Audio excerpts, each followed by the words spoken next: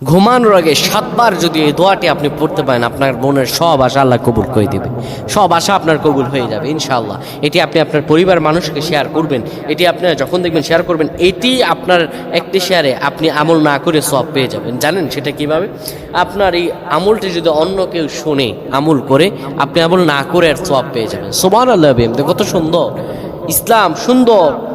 আপনি আমল মানুষের কাছে ছড়িয়ে দিবেন, মানুষের কাছে আমলগুলো শেয়ার করবেন, আল্লাহ তাআলা আপনাকে ফজিলত দান করে দেবে। প্রিয় ভাইরা আমার, অনেকে মনের মধ্যে অনেক আশা, অনেক ব্যথা, অনেক চিন্তা, অনেক চেতনা, কি করব, আপনি আল্লাহ আপনার শব্দ কবুল করে নেবেন।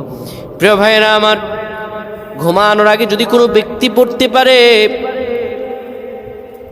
ঘুমানোর আগে উযু করার পরে 7 বার যদি পড়তে পারে, ইয়া রব্বানা ইয়া রব্বানা ইয়া রব্বানা, হে আমাদের রব, হে আমাদের রব, আল্লাহু